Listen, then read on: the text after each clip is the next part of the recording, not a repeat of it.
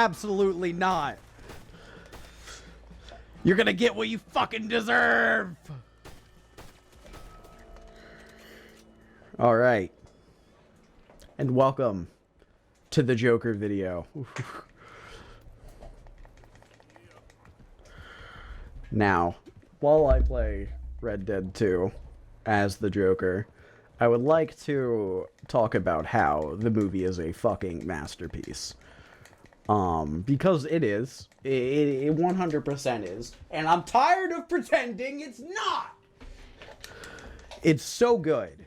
It's a character study of a man with mental illness, and it has a lot to do with Carl Jung's, this guy, right here, his teachings on philosophy and psychology, and specifically focusing on shadow work.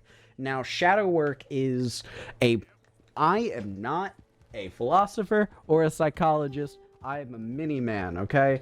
I'm a dog trainer, a dog handler, and a very mediocre YouTuber, okay? Not a psychologist. But from my understanding, it has to do with the superego, the ego, and then your shadow is all the things that... It's all the flaws that you have, but it's also everything that's good about you that you don't accept. Like, my incredible aim, even though I know I'm a bad person because I will shoot anything that with a heartbeat. Boop. Like that.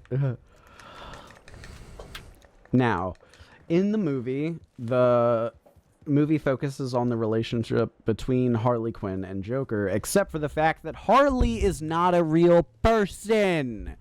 Every fucking movie review, every goddamn fucking, like, Mr. Sunday Movies, The Angry Joe Show, everyone that I watch that watches this fucking movie thinks she's a real fucking person, and she's not. When Joker sees her, when Arthur sees her, when he's walking and getting transferred in the Arkham Asylum, he's walking past this classroom of other patients that are doing some therapy while they're singing, and for a second he looks at Harley and Lee looks at him, and there's this kind of longing stare for a minute, and then he keeps walking through the hallway, and then she comes out of the classroom area.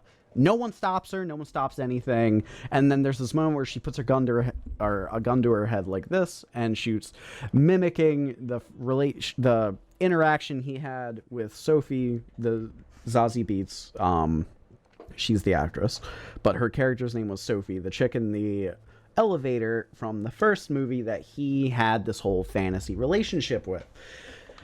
The reason it's a musical is because he uses music to avoid reality. That's why the entire first movie, all the times you see him do that weird interpretive dance, he's calming himself down. All the times that there's a musical bit in this movie, it's him avoiding reality. The whole reason that the movie starts out with this kind of making fun of Walt Disney, but me and my shadow, and it's him in the Joker suit and the shadow beating him up, is because the Joker is his shadow. It's not a split personality. It's it's all of the things that he knows are good traits about himself. Like, he is charismatic. He can kind of talk to people and get people rallied up, and people do agree with him, right?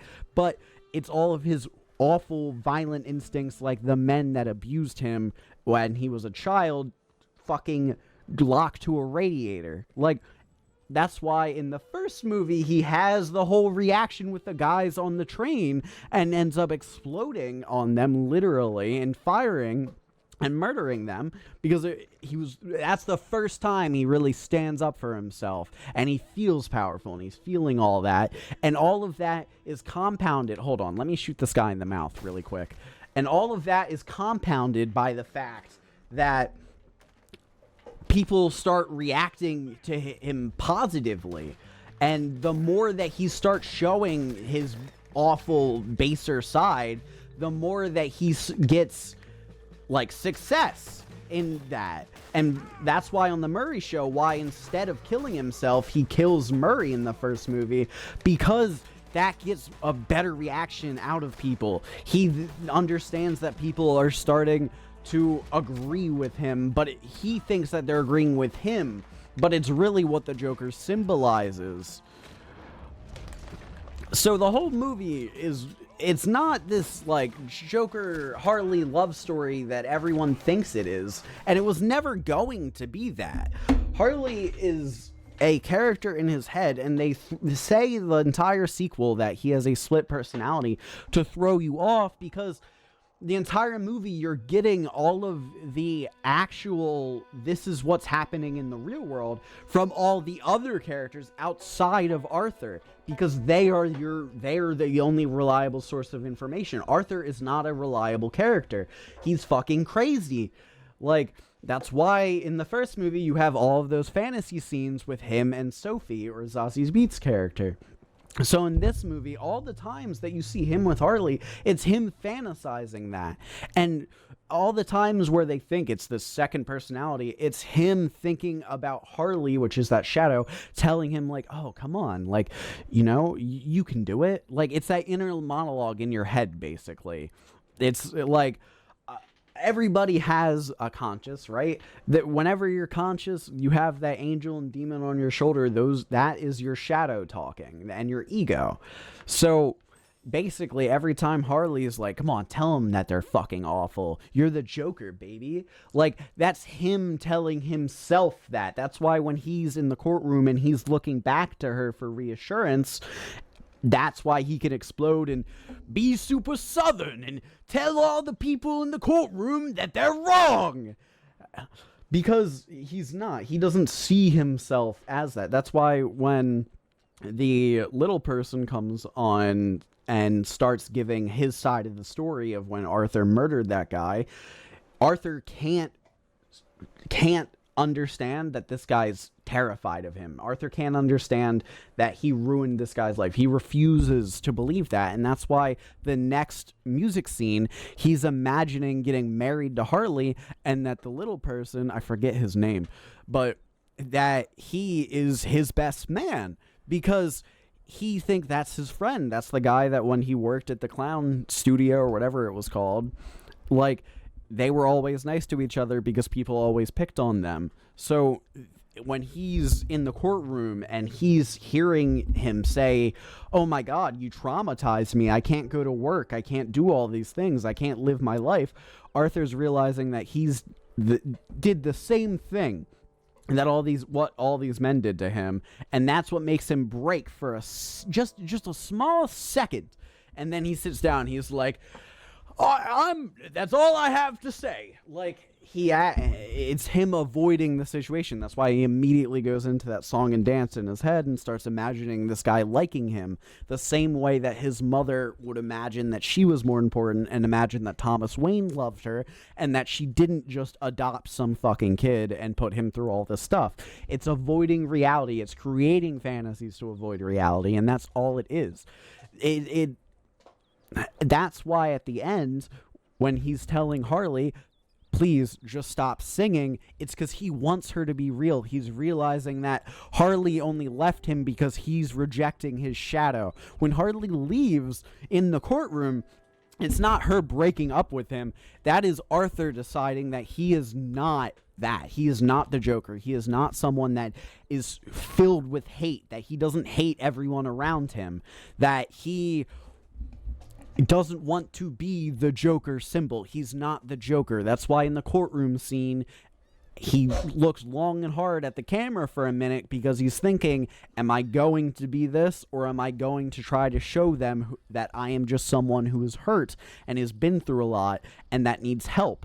And that's what he tries to show at the end when he says, I'm not the Joker, I'm Arthur. He's trying to show people who he really is. He's fully accepting that he is broken, that the Joker is not a good thing, that the fact that he does feel these murderous intention, that the fact that he does hate society and everything, he understands that that is wrong and that he needs to get help in order to feel better and to not have these fantasies and not do these same behaviors. And he wants other people to see that, and he wants the jury to see that, and the people of the courtroom to see that, and see that he's not the Joker. Oh my God, there's gunshots. Why? Hold on. Hold that thought. What are these people doing? I have a bunch of mods installed, so this could just be a random... Oh, shit. Are these lawmen?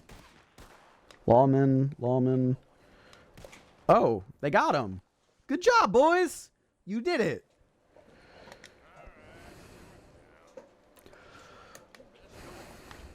My dog's gonna eat him. Ready? Ready? Get him, Hunter. Get him, boy. Get him, boy. Alright, I don't know if he's going to. Probably not. But anyways. So. Back with what I was saying to the Joker. It's a masterpiece. I'm gonna make a better... This is just kind of getting all my thoughts out, because we're probably gonna have to do this makeup again. We tried to go and film a whole thing. But it didn't work as much. I'll include that at the end. I don't want him to be barking over me. Hold on. Give me one moment. I'm so sorry. You're a good boy. You're a good boy. I know, even though you didn't attack. Okay. Okay. I understand. Calm down. Calm yourself, boy.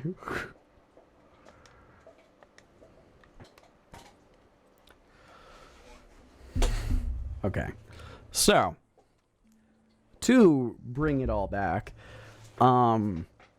he's rejecting his shadow, and that's why when he's in the courtroom, he says that to the camera, and he says everything he's trying to show, and that's why after the courtroom then gets blown up and he gets taken by the kind of Joker sympathizers and they're trying to help him, he rejects that. He's running away from the Joker, literally, because the guy is dressed up just like him. He's running away from this kind of idea, this person that he's created that everyone sees himself as, because he's not that. He doesn't want to, now he wants to completely reject it and say that he's not those things. And that's why he goes all the way back to where he birthed the Joker at the steps, and he's telling Harley stop singing because he wants it to all be over. He just wants to have a normal life. He just wants to get help. He just wants to have a real relationship, right? That's why you see, and like way back in the other movie, when he kisses that other inmate that's also a male, when the guards tell him to, it's because he's never had consensual like interaction before, and he was doing it just for the sake of getting the guards off his back. Like, I'm pretty sure, I have a whole headcanon theory that he was imagining that Lee was that inmate, and that's why when that inmate dies, after Arthur gets sexually assaulted, sorry, I was thinking of how YouTube would like me to say that without tearing down my video for words. But, yeah, he gets sexually assaulted by the prison guards, and then after that, the guards kill the inmate that's advocating for Arthur and saying that, you know, they can't do that to him. But that really fucks with Arthur. You can see that kind of shatters him. And I think that's because he would imagine Lee in those situations like he would imagine Lee in the situations he'd be made uncomfortable in the courtroom. So anytime he has any sort of negative stimulus from the world, he needs to have some way to get out of that, which is why he goes into his head and imagines these fantasies and that's why in the second movie, they were all musical bits and stuff like that, because his biggest moment where he was the most recognized and Arthur felt the most important was when That's Life played at the end of Murray's show, and Murray was dead. So it's the emphasis on music and emphasis through all of these different... They're using music to show exactly how Arthur feels and exactly how his psyche is in those scenes. None of the music bits are real. None of that happens. There's no singing and dancing that genuinely happens between real people. It's all shit he's imagining. And that's why at the end, when he dies and he spawned the real Joker, and it mirrors literally what he did with Murray, like, the whole movie's a masterpiece. It's just like fucking how George Lucas said when he made the prequels. It's poetry. They go together. The Joker 2, Folie and Deux, is a masterpiece, and I'm tired of pretending it's not. Anyways, that was 15 minutes of me ranting to a camera with Red Dead in the background. If you want more of that, like and subscribe. And yeah, I'll hit you with the next one. But real Joker review coming out probably this week. I'm really waiting for Ethan because I would like to like talk about it and have it be more than just like me, because I feel like it would be better for you guys if I made a video where there are other people talking, so that way it can be like more of a group, like you, me, and them. But I don't know if you guys like this where I'm talking just to you. Tell me. I'll do more of these. I could do one of these videos every day, to be honest. I just don't know what you guys want to see. But if you guys like what you watched, I hope you have a wonderful day. And only if you really, really enjoyed it, feel free to like and subscribe. Have a wonderful day. Have a good night wherever you are. Adios.